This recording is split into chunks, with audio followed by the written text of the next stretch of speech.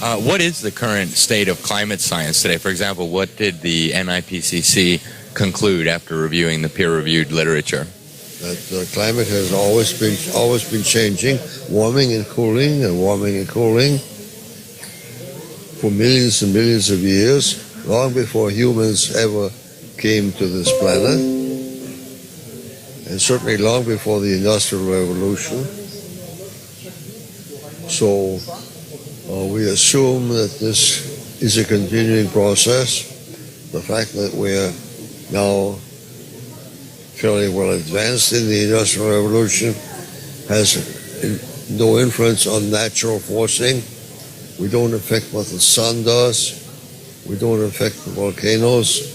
So the null hypothesis, which means the normal way events go, we would assume that all changes of climate, even today, are due to the same kinds of forcings, natural forcings, that existed millions of years ago. However, we're quite open to the idea that maybe CO2 does have some influence, but it has to be demonstrated.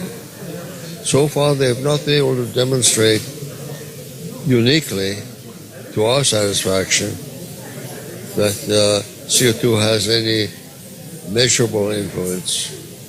In my own personal view, I think it must have some kind of a role, because it is a greenhouse gas, and it is increasing in the atmosphere.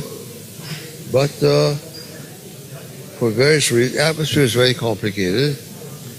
The effects could be extremely small and virtually undetectable. In that case, it has no practical significance. If effects are too small to measure, then they're too small to have any influence, any political influence. But this doesn't seem to bother the IPCC or the UN. They continue to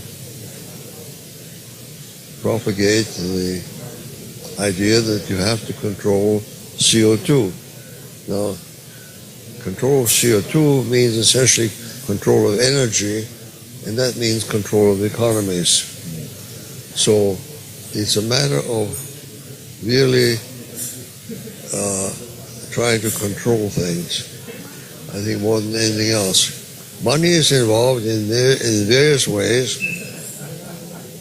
First of all, each government pays large sums of money to its scientific fellows, and essentially it buys their cooperation. Plus there's a large industry now trying to substitute or produce energy to replace fossil fuels, but they're not doing very well. Both solar and wind are unreliable, intermittent, and expensive. I doubt whether you can replace fossil fuels. The only thing I see on the horizon is nuclear energy, which I think is the ultimate energy source that mankind will use, because after all, nuclear goes on forever. You mentioned that the burden of proof is on the alarmists, and the alarmists would say, well, the burden of proof is on the skeptics because we need to save the world, and if we don't do something now, we're all doomed. Why do you think the burden of proof should be on the alarmists? Well, as I explained, this is simply a matter of logic.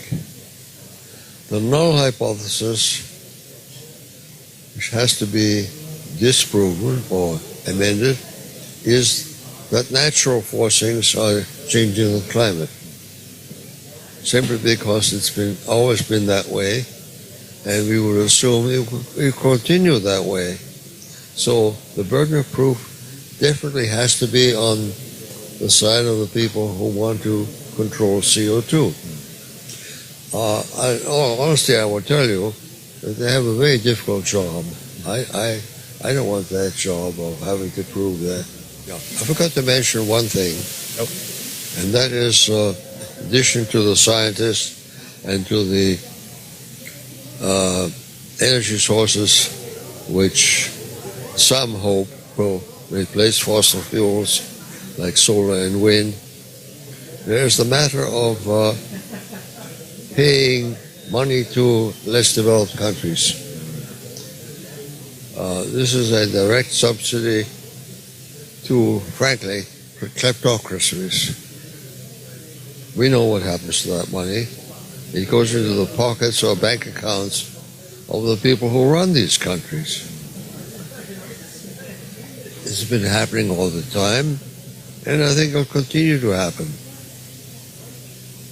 So, as someone put it, it's a matter of the poor in the rich countries supporting the rich in the poor countries.